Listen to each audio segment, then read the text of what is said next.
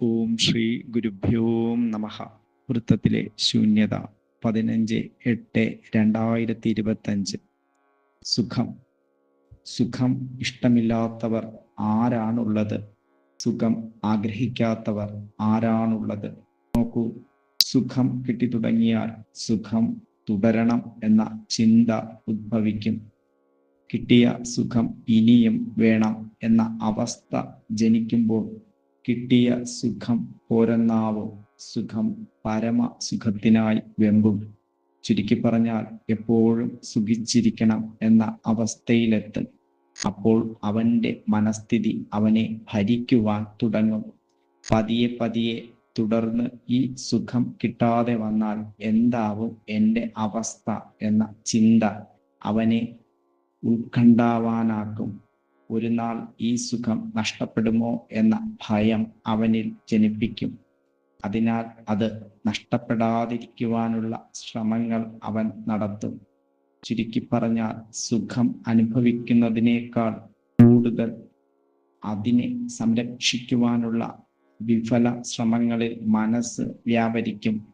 സുഖം ആ നിമിഷത്തെ സത്യമാണ്, അതിനാൽ അതിന് തുടർച്ച ഉണ്ടാവില്ല എന്ന സത്യത്തെ അവന്റെ മനസ്സ് അംഗീകരിക്കാതെ അത് സദാ ലഭിക്കണം എന്ന ചിന്ത അവനെ സ്വപ്നലോക ജീവിയാക്കും.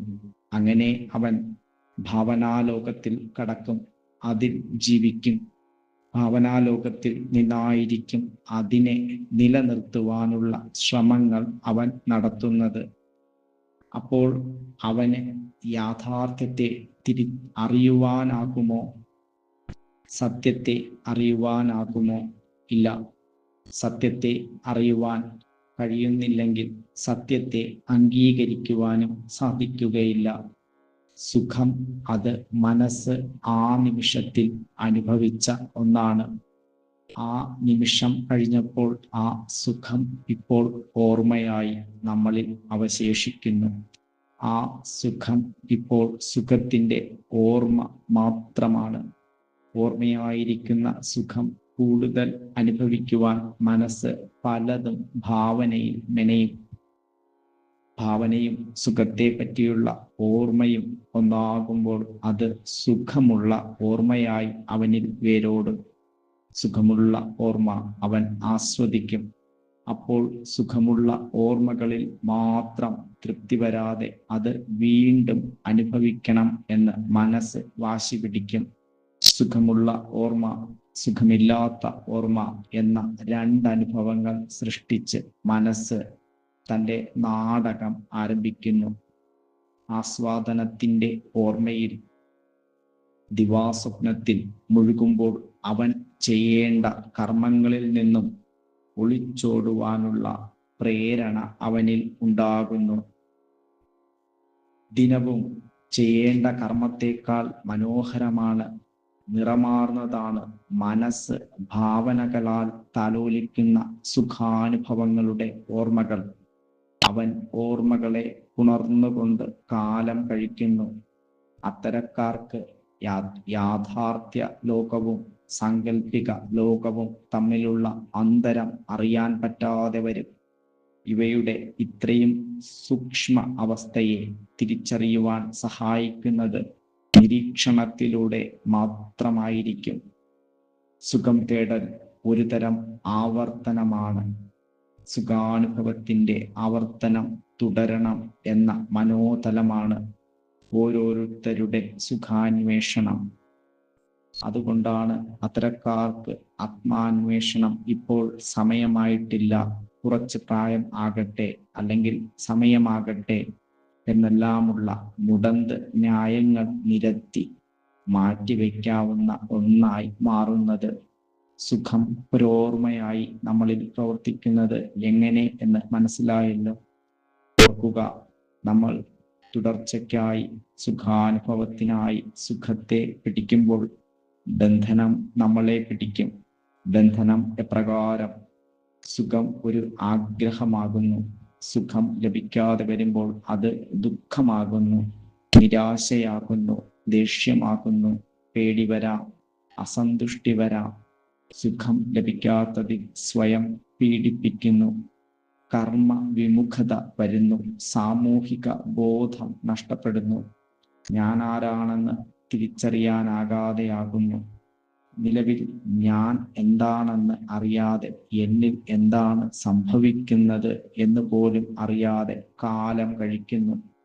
സുഖത്തെ തന്നിൽ പിടിച്ച് നിർത്തുവാൻ നോക്കുമ്പോൾ നോക്കൂ, ബന്ധനങ്ങൾ എപ്രകാരമാണ് സംഭവിക്കുന്നത് എന്ന്.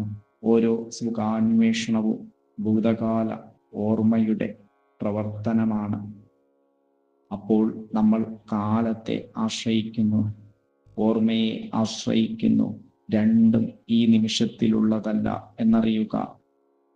നിരീക്ഷകനുണ്ടെങ്കിൽ നിരീക്ഷകൻ ഇവ എല്ലാം അറിയുന്നു. സുഖത്തെ ആഗ്രഹിക്കുന്നവനെയും സുഖത്തെ പിടിച്ചു നിർത്താൻ ശ്രമിക്കുന്നവനെയും സന്തോഷിക്കുന്നവനെയും പൊട്ടിത്തെറിക്കുന്നവനെയും എല്ലാം തിരിച്ചറിയുന്നു. നിരീക്ഷകൻ ഇവ എല്ലാം നിരീക്ഷിക്കുന്നു. നിരീക്ഷകൻ അവിടെ നിയന്ത്രിക്കുന്നില്ല, കുറ്റപ്പെടുത്തുന്നില്ല, പക്ഷെ അറിയുന്നു ഞാൻ അവിടെ എന്തായിരിക്കുന്നു എന്ന്.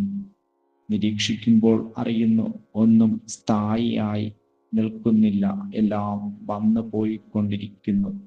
സുഖിക്കുന്നവൻ തന്നെ സ്വയം കുറ്റപ്പെടുത്തുന്നു, പശ്ചാത്തപിക്കുന്നു, ഇനി ആവർത്തിക്കില്ലെന്ന് പറയുന്നു. വീണ്ടും തനിയാവർത്തനം തുടരുന്നു. നിരീക്ഷകൻ നിരീക്ഷിക്കുന്നു. ഇവയെല്ലാം അങ്ങനെ കാര്യം ബോധ്യപ്പെടുന്നു. കൃത്യമായി ബോധ്യപ്പെട്ടവന്, മനസ്സിന്റെ കളി പിടികിട്ടിയവന് സ്വതന്ത്രനാകുവാൻ സാധിക്കുന്നു. ആ സ്വാതന്ത്ര്യം തന്നെയല്ലേ ബന്ധനത്തിൽ നിന്നുള്ള മോചനം? അതല്ലേ യഥാർത്ഥ അനശ്വരമായ സുഖം. ഹരി ഓം. ഓഗസ്റ്റിലെ ശൂന്യതയിൽ സുഖം എന്നൊരു ടോപ്പിക്കാണ്. ഭൗതികതയിൽ മാത്രം വർത്തിച്ചപ്പോൾ ജീവിത സാഹചര്യങ്ങൾ വ്യത്യാസം നിലനിൽക്കെ, അതായത് ചിലടത്ത് മെറ്റീരിയൽ വെൽത്ത് ധാരാളം ഉണ്ടാവും, ചിലടത്ത് പിന്നെ ക്ഷാമം ഉണ്ടാവും.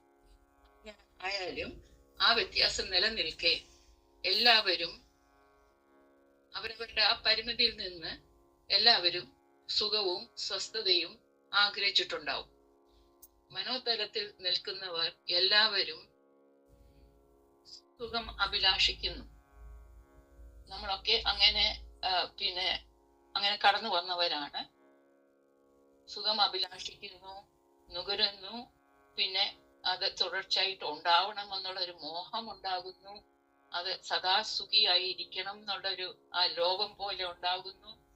അങ്ങനെ പിന്നെ അതിന് തുടർച്ച പിന്നെ ഉണ്ടാകുമോ എന്നുള്ള ഒരു ആകാംക്ഷ, അതിനനുസരിച്ച് ഭയം ഉണ്ടാകുന്നു. അങ്ങനെ പല പല പല പിന്നെ വികാരങ്ങളാണ് അതിൽ നിന്നും ഉണ്ടാകുന്നത്. അപ്പോൾ ആ സുഖം ഒരു ശരിക്കും ഒരു ഡിപ്പെൻഡ്, ഒരു ഉപാധി പിന്നെ ബേസ് ചെയ്താണ്. അപ്പൊ സുഖം തുടർച്ച ഉള്ളത്, തുടർച്ചയില്ലാത്തത്, സുഖം തുടർച്ചയില്ലാത്ത അപ്പോഴത്തെ സത്യമാണ്.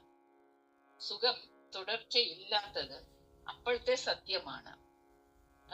അത് മനസ്സിലാക്കുമ്പോൾ ഒരു വ്യക്തി ആ സുഖത്തെ കുറിച്ച് ഭാവനയിൽ കണ്ട് അതിൽ രമിക്കും. പിന്നെ ആ ഭാവനയിലെ സുഖം ഓർമ്മയായി ഉറച്ചു നിൽക്കും. അങ്ങനെ മനസ്സ് സൃഷ്ടിച്ച ഒരു സ്വപ്ന ലോകത്തിൽ നിലനിന്ന് നിത്യകർമ്മങ്ങൾ കൃത്യമായി അനുഷ്ഠിക്കാതെ പോകുന്നു. നിരീക്ഷകന്റെ അഭാവത്തിൽ സാങ്കല്പിക ലോകവും യഥാർത്ഥ ലോകവും തമ്മിൽ തിരിച്ചറിയാൻ പറ്റാതെ പോകുന്നു. അങ്ങനെ അവരുടെ സുഖം തേടൽ തുടർന്നു പോകുന്നു. അങ്ങനെ അതുകൊണ്ടാണ് ആത്മാന്വേഷണത്തിന് തയ്യാറാകാത്തത്, അല്ലെങ്കിൽ ആത്മാന്വേഷണം മാറ്റിവെക്കുന്നത്. എന്നാൽ പിന്നെ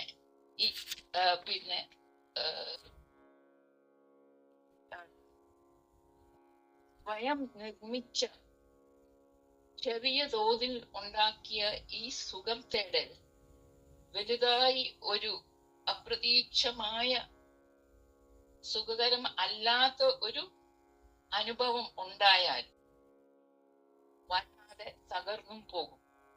അതായത് ഒരു ദുഃഖം സംഭവിച്ചാൽ തകർന്നു പോകും. ഉദാഹരണം, ഒരു ഞാൻ പറയാൻ ഉദ്ദേശിക്കുന്ന ഇതാണ്.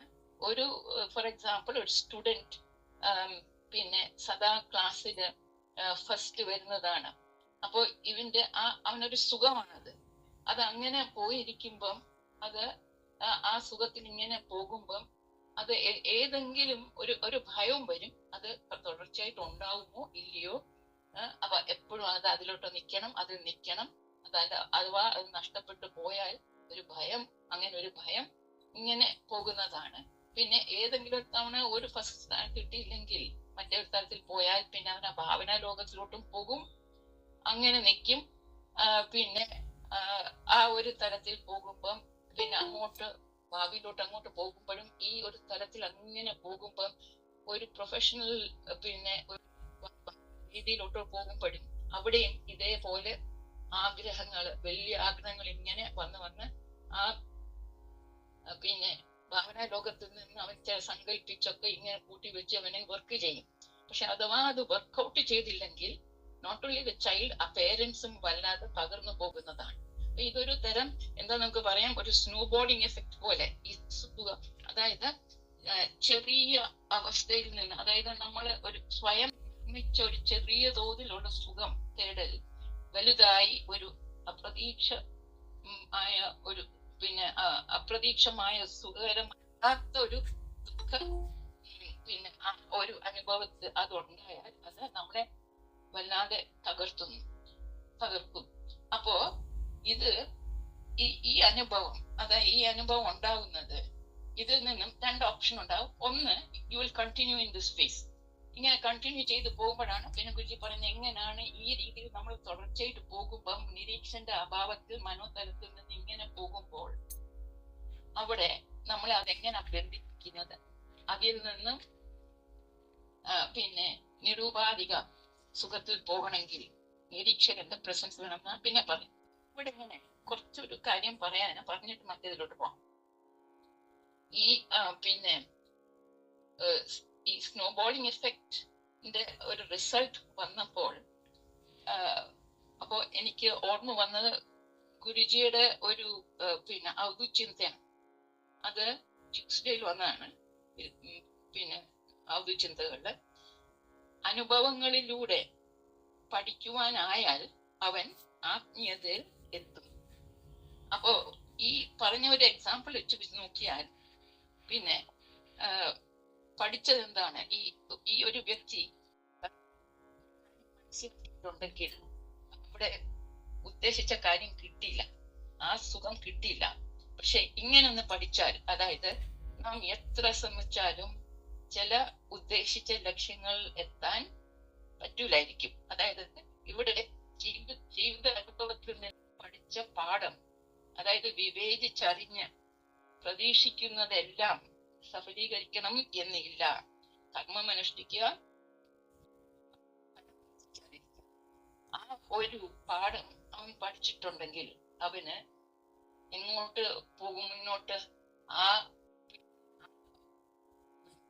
ബുദ്ധി തന്നെ അവനെ ആ രീതിയിൽ അങ്ങോട്ട് നയിക്കും, ടുവേർഡ്സ് ആ ആത്മീയതയിലോട്ട് പോകും.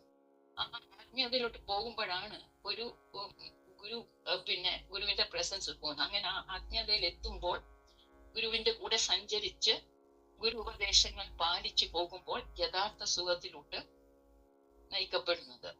അപ്പോ ആ ഒരു കാര്യം പറഞ്ഞിട്ട് പിന്നെ ഈ ഗുരുജി പറയുന്നുണ്ട്, ഈ റിസൾട്ട് ഓഫ് ദിസ് ഇങ്ങനത്തെ ഇങ്ങനെ പിന്നെ മെറ്റീരിയൽസ് ലെവലില് മനോതലത്തിൽ നിന്ന് സുഖത്തിന്റെ പോകുമ്പം അതിന്റെ ഒരു പിന്നെ കുറവ് എന്താണെന്ന് പറഞ്ഞാൽ ആ സുഖം തേടല്, മനോതലത്തിൽ നിന്നുള്ള സുഖം തേടല് നമ്മളെ ബന്ധനസ്ഥനാക്കുന്നതാണ്. കാരണം അവിടെ പ്രതീക്ഷ ഉണ്ടായിട്ട് സുഖം ആഗ്രഹിച്ച് അത് ലഭിക്കാതെ വരുമ്പോൾ ദുഃഖമുണ്ടായി, നിരാശ, ദേഷ്യം, അസന്തുഷ്ടി, കർമ്മവിമുക്ത, പിന്നെ വേറെ ഒന്ന് സമൂഹത്തിൽ നിന്ന് പിൻവലിക്കുക, ഇതൊക്കെ സംഭവിക്കും. അപ്പൊ ഇതവനെ പിന്നെ ബന്ധിപ്പിച്ചിടുന്നതാണ്. അപ്പൊ ഇവിടെ നിന്ന് പറഞ്ഞ പോലെ 2 ഓപ്ഷൻ ഉണ്ട്. ഇങ്ങനെ തുടരാം വേണമെങ്കിൽ, അല്ലെങ്കിൽ ഈ പറഞ്ഞ പോലെ ഗുരു സാമീപ്യത്തിൽ വന്ന് ഈ ഭൂതകാല ഓർമ്മയിൽ ബേസ് ചെയ്ത് പിന്നെ സുഖം അന്വേഷണം പിന്നെ അതിനെക്കുറിച്ച് പിന്നെ നിരീക്ഷകന്റെ തലത്തിൽ മനസ്സിലാക്കി രക്ഷപ്പെടുന്നതായിരിക്കും. അതായത് ഈ ഭൂതകാലവും ഈ ഓർമ്മകളും ഇത് രണ്ടും സമയത്തെ ആശ്രയിച്ചിരിക്കുന്നതാണ്. ഇവ രണ്ടും ഈ നിമിഷത്തിൽ ഉള്ളത് അല്ല എന്ന ആ തിരിച്ച് അറിയൽ ഉണ്ടായാൽ, നിരീക്ഷകന്റെ ആ നിരീക്ഷണത്തിൽ നിന്ന് ഉണ്ടായാൽ,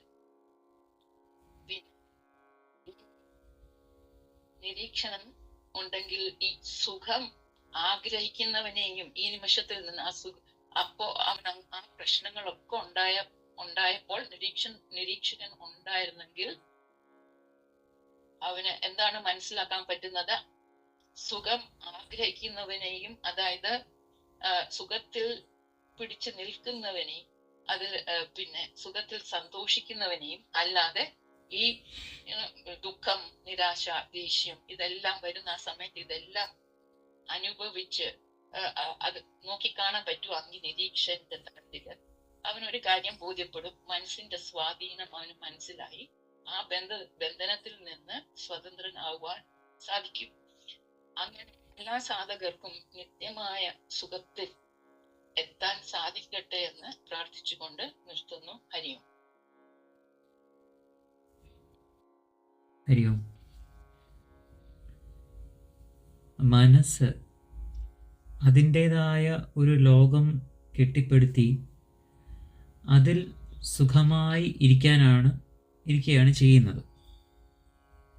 അതായത് അതിന് കംഫർട്ട് സോൺ, നമ്മൾ കംഫർട്ട് സോൺ എന്ന് പറയുന്ന ഇതിൽ നിലനിൽക്കാനേ മനസ്സിന് ആഗ്രഹമുള്ളൂ.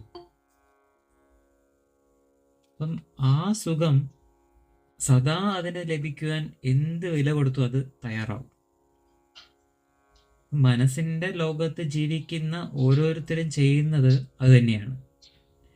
തൻ്റെ സ്വാർത്ഥ സുഖത്തിനായിട്ട് ഒരാളെ ചിലപ്പോൾ താഴ്ത്തിക്കെട്ടും, അല്ലെങ്കിൽ പുകഴ്ത്താം, അയാളെക്കുറിച്ച് നല്ലത് പറയാം. കാരണം അയാളിൽ നിന്ന് എന്തോ പ്രതീക്ഷിക്കുന്നുണ്ട്, അത് നമ്മളെ സുഖപ്പെടുത്തുന്നു. മറ്റൊരു ജീവനെ ഹനിച്ച് ഭക്ഷണമാക്കുന്നു, അതും നമ്മളിൽ സുഖം തരുന്നു. അതുകൊണ്ടല്ലേ വേറൊരു ജീവന് വില കൊടുക്കാത്തത്. അപ്പം തൻ്റെ പ്രവൃത്തിയിൽ ദൈനംദിന കർമ്മങ്ങളിൽ എങ്ങനെ സ്വയം വലിയവനാവാം എന്ന് ചിന്തിച്ച് മറ്റൊരാളെ അവഗണിച്ചുകൊണ്ട് അല്ലെങ്കിൽ അയാളെ ചവിട്ടിത്താഴ്ത്തി അതിലൂടെ നടന്ന് സ്വന്തം സുഖം കണ്ടെത്തുന്നു. ഇങ്ങനെയും കണ്ടെത്താം. എന്നാൽ ഇതെല്ലാം ചെയ്തിട്ട് അവന് യഥാർത്ഥ സുഖം അനുഭവിക്കാൻ സാധിക്കുന്നുണ്ടോ മനുഷ്യന്? ഇല്ല.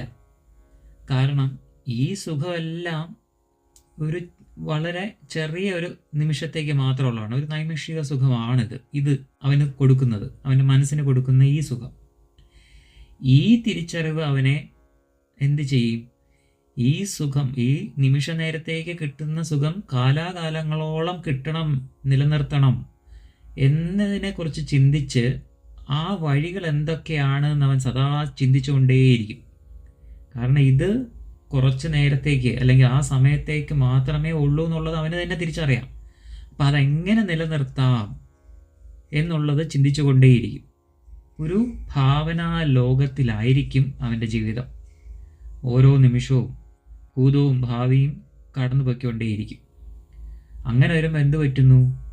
അവന് ഈ നിമിഷത്തെ യഥാർത്ഥ സുഖത്തെ അവൻ അനുഭവിക്കാൻ സാധിക്കില്ല. ശരിയല്ലേ?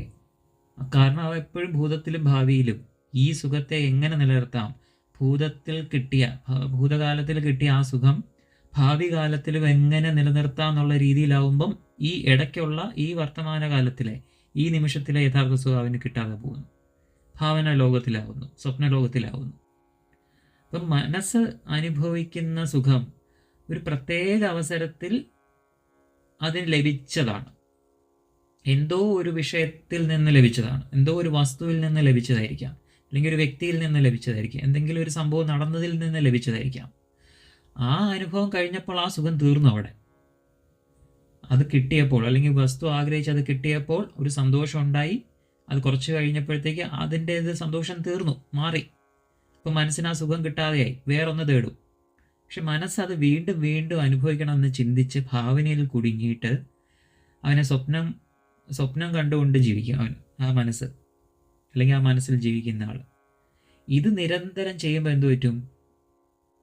ആ ഭാവനയിൽ കണ്ട, അല്ലെങ്കിൽ ആ സ്വപ്നത്തിൽ കണ്ടതിനെ, അല്ലെങ്കിൽ നമ്മൾ ഭാവിയിൽ കിട്ടണമെന്ന് ആഗ്രഹിച്ച് നിലനിർത്തുന്നതിനെ, ആ സുഖം നിലനിർത്തണം എന്ന് പറഞ്ഞ് ചിന്തിച്ചതിനെ പ്രാവർത്തികമാക്കുവാനുള്ള വഴികളെ തേടും.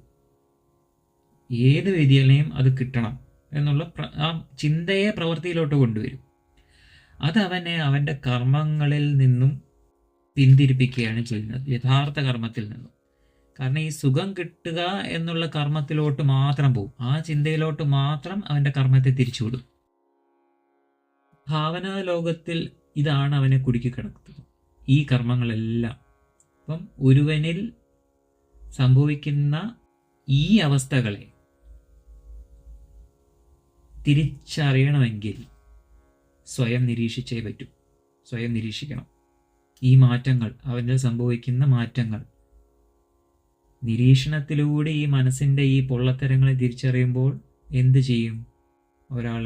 ഇത് തെറ്റാണ്, ഇതല്ല യഥാർത്ഥ സുഖം എനിക്ക് തരുന്നത്, അല്ലെങ്കിൽ ഞാൻ അധർമ്മത്തിൻ്റെ മാർഗത്തിലൂടെ പോവുകയാണ് എന്ന് ചിന്തിക്കുമ്പോൾ യഥാർത്ഥ സുഖം എന്താണ് എന്ന്, ആ സത്യത്തിലേക്ക്, ആ യഥാർത്ഥ സുഖം എന്താണ് എന്ന സത്യത്തിലേക്ക് അവനെ ചലിക്കാൻ സാധിക്കും. അവൻ്റെ കാഴ്ച അങ്ങോട്ട് മാറും, പരിണാമം സംഭവിക്കും അവനിൽ ഈ തിരിച്ചറിവ് വന്നാൽ. എന്നാൽ മനസ്സ് അതിനൊരിക്കലും അനുവദിക്കില്ല എന്നുള്ളതാണ് സത്യം. നിരീക്ഷണത്തെ തള്ളിപ്പറയും. മനസ്സിനെ നിരീക്ഷിക്കുന്നവന് ഇഷ്ടമില്ല, മനസ്സിന് ഇഷ്ടമില്ല, തള്ളിപ്പറയും.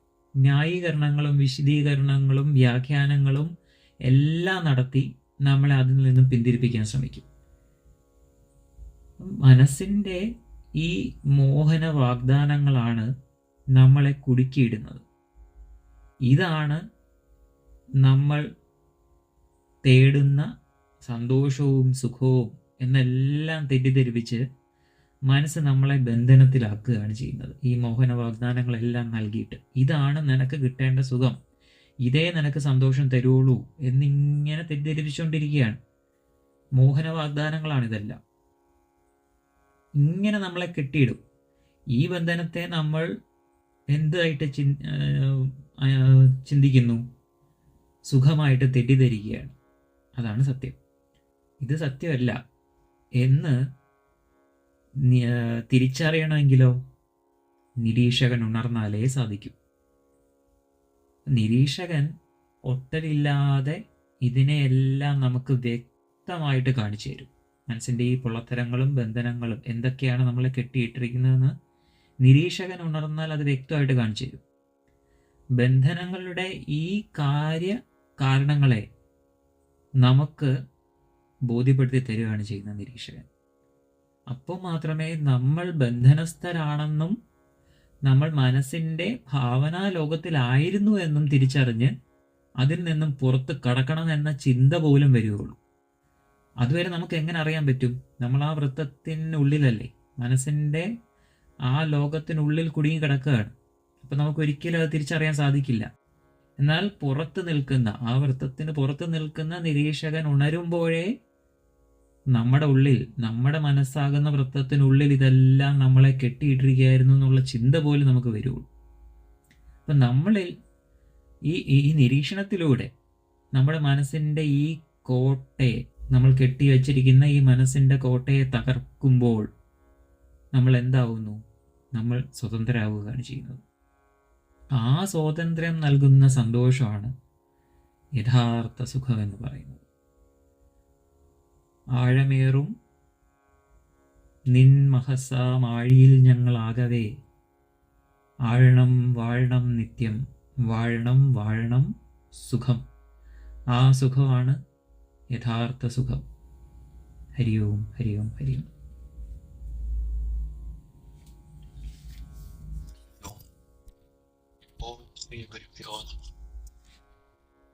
സുഖം എന്ന വാക്ക് കേൾക്കുമ്പോൾ തന്നെ നമ്മൾക്കൊരു സുഖം തോന്നാറുണ്ട്. അതുകൊണ്ടായിരിക്കാം ആരെങ്കിലും തമ്മിൽ കണ്ടുമുട്ടിയാൽ സുഖം തന്നെയല്ലേ എന്നാണ് ആദ്യം ചോദിക്കുന്നത്. യഥാർത്ഥ സുഖം എന്താണ് എന്ന് ഒരു മനസ്സിലാക്കും.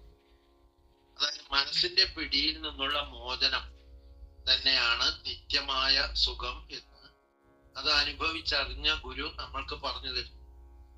എന്നാൽ ഗുരുവിന്റെ കീഴിൽ സാധന ചെയ്യുന്ന നമ്മൾക്ക് മനസ്സിന്റെ പിടിയിൽ നിന്നും പുറത്തു കടക്കുവാൻ കഴിയുന്നില്ല എന്നതാണ് സത്യം. എത്രയോ ജന്മങ്ങളായി മനസ്സിന്റെ മുന്നിൽ സ്വയം സമർപ്പിച്ച് ജീവിച്ചു വന്നവരാണ് നമ്മൾ. അങ്ങനെ ആർജിച്ചെടുത്ത വാസനകളിലും കർമ്മം ഇപ്പോഴും നമ്മുടെ കൂടെ തന്നെയുണ്ട്. മറ്റൊരു കാര്യം ശ്രദ്ധിക്കാനുള്ളത്, ഈ പ്രകൃതി തന്നെ നമ്മൾ പ്രകൃതിയുടെ ഭാഗമാണ്. അപ്പൊ പ്രകൃതി നിയമങ്ങൾക്കനുസരിച്ചാണ് ഇവിടെ എല്ലാം സംഭവിക്കുന്നത്. ഈ പ്രകൃതി ദ്വന്ദ്ങ്ങളിലാണ് നിലനിൽക്കുന്നത് എന്ന കാര്യം മനസ്സ് അറിയുവാൻ ശ്രമിക്കുന്നില്ല. അതുകൊണ്ട് മനസ്സ് പുറമേ സുഖം തേടുകയാണ് ചെയ്യുന്നത്. രാവും പകലും എന്ന പോലെ, അല്ലെങ്കിൽ ഉഷ്ണവും ശൈത്യവും എന്ന പോലെ പ്രകൃതിയിലെ അവസ്ഥകൾ മാറി മാറിക്കൊണ്ടിരിക്കും. അതുപോലെ പ്രകൃതിയുടെ ഭാഗമായ നമ്മളിലും ഈ അവസ്ഥകൾ മാറി മാറി വന്നു പോകും. എന്നാൽ അജ്ഞത മൂലം മനസ്സ് ഭൗതിക സുഖങ്ങൾ വരുമ്പോൾ അവയിൽ ഒട്ടിപ്പിടിക്കാൻ ശ്രമിക്കും. സുഖം വന്നു കഴിഞ്ഞാൽ അതിന്റെ പുറകെ ദുഃഖം വരും, പിന്നീട് സുഖം. അങ്ങനെ ആ മാറ്റങ്ങൾ അത് ഉൾക്കൊള്ളുവാൻ മനസ്സിന് കഴിയുന്നില്ല. അപ്പോൾ സുഖാനുഭവം വന്നാൽ അത് തുടർന്നുകൊണ്ടേ ഇരിക്കണം എന്ന് ആഗ്രഹിക്കുന്നു. ഇങ്ങനെ വരുമ്പോൾ നമ്മൾക്ക് ഈ നിമിഷത്തിലെ സത്യം തിരിച്ചറിയുവാൻ കഴിയുന്നില്ല. അനുഭവിച്ച സുഖത്തിന്റെ ഓർമ്മകളിലും അത് വീണ്ടും അനുഭവിക്കേണ്ടതായി മനസ്സ് ഭൂതകാലത്തിലേക്കും ഭാവി കാലത്തിലേക്കും ഇങ്ങനെ ചാഞ്ചാടിക്കൊണ്ടിരിക്കുകയാണ് ചെയ്യുന്നത്. അപ്പോൾ സുഖം നഷ്ടപ്പെടുമോ എന്ന ആശങ്കയും ഭയവും അവനിൽ ഉണ്ടാകുന്നു. അതിന്റെ ഉദാഹരണം സ്വാമിനിയമ്മ നേരത്തെ വ്യക്തമായി പറഞ്ഞു. അങ്ങനെ ഈ നിമിഷത്തിലെ അനുഭവം എന്താണെന്ന് തിരിച്ചറിയുവാൻ പോലും കഴിയാതെ വരും. ഈ നിമിഷത്തിൽ നമ്മൾ ഒരു അനുഭവത്തിലൂടെ കടന്നു പോകുമ്പോൾ നമ്മൾ ആ അനുഭവമായി മാറുകയാണ് ചെയ്യുന്നത് എന്ന് ഇന്നലെ വൃത്തത്തിലെ ശൂന്യതയിലേക്ക്. എന്നാൽ മനോതലത്തിൽ തന്നെ നിൽക്കുമ്പോൾ ആ സത്യം നമ്മൾ തിരിച്ചറിയുന്നില്ല. ഉയർന്ന അവബോധത്തിൽ നിരീക്ഷകനായി നിലനിന്ന് നമ്മൾ കടന്നു പോകുന്ന ഓരോ നിമിഷത്തെയും നിരീക്ഷിക്കുമ്പോൾ മാത്രമേ ആ സത്യം നമ്മൾ തിരിച്ചറിയുകയുള്ളൂ. ഈ നിമിഷത്തിലെ സത്യത്തിന് തുടർച്ചയില്ല എന്ന സത്യവും നമ്മൾ നിരീക്ഷിച്ചറിയേണ്ടതാണ്.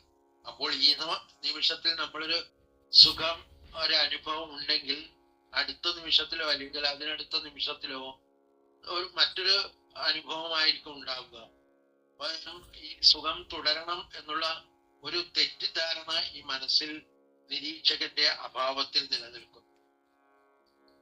അങ്ങനെ നിരീക്ഷിക്കുമ്പോൾ നമ്മൾ സുഖം, ഉത്കണ്ഠ, ഭയം, നിരാശ, ദുഃഖം ഈ അനുഭവങ്ങളായി മാറി മാറി കടന്നു പോവുകയാണ് എന്ന സത്യം തിരിച്ചറിയാൻ സാധിക്കും.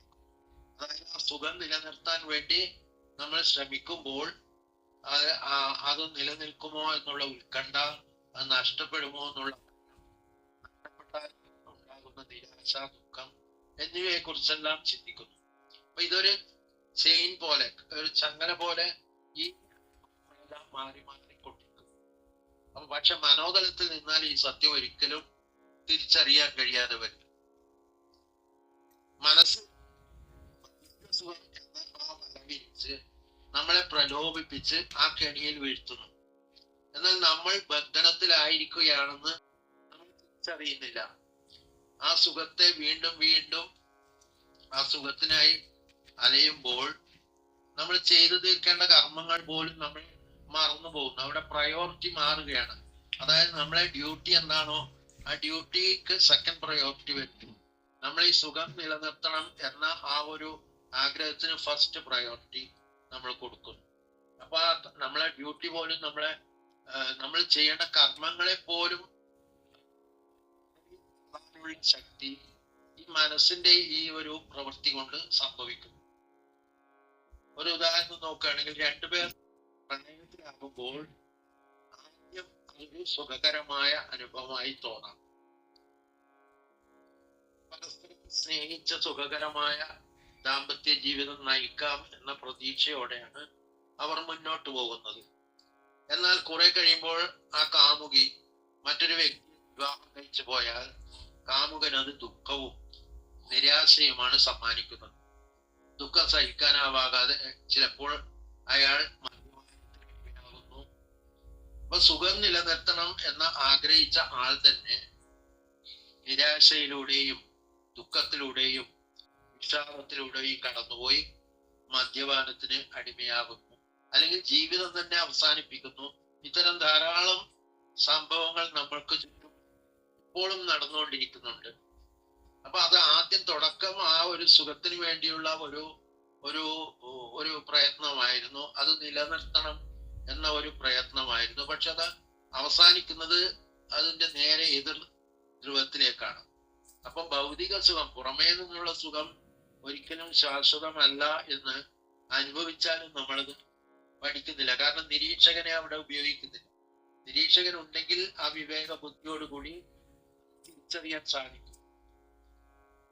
പക്ഷെ പലർക്കും ആ യാഥാർത്ഥ്യത്തെ നേരിടാൻ കഴിയാതെ പോകുന്നു. കാരണം നിരീക്ഷകൻ ഉണരുമ്പോൾ വിവേക ബുദ്ധിയോടെ ഓരോ നിമിഷത്തിലെയും സത്യത്തെ തിരിച്ചറിയുവാൻ സാധിക്കും. മനസ്സിലൂടെ കടന്നു പോകുന്ന ചിന്തകളോടും വികാരങ്ങളോടും ഒട്ടലില്ലാതെ നിലനിൽക്കുവാൻ കഴിയും.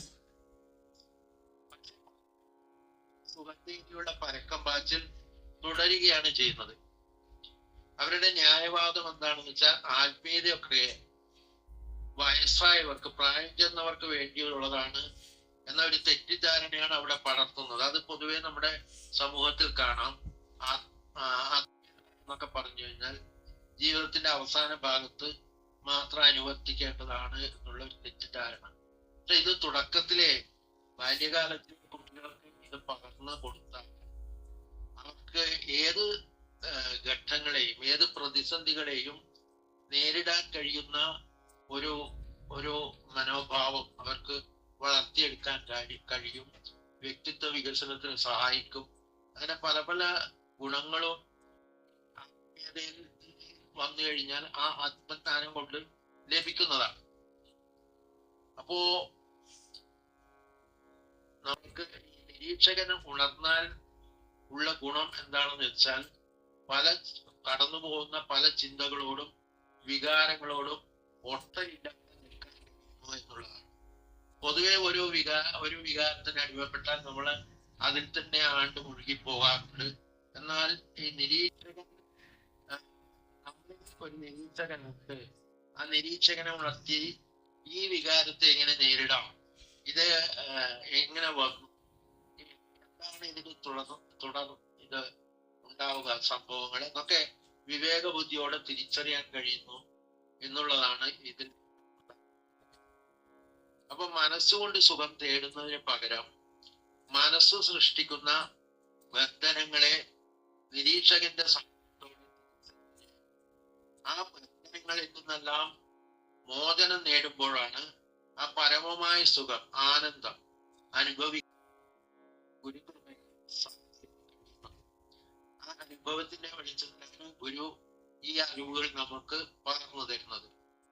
അപ്പോൾ എല്ലാ സാധകർക്കും അതിനുള്ള അവസരം ഉണ്ടാകട്ടെ എന്ന് പ്രാർത്ഥിച്ചുകൊണ്ട് ഈ വാക്കുകൾ ഗുരുപാദങ്ങളിൽ സമർപ്പിക്കുന്നു. ഹരി ഓം.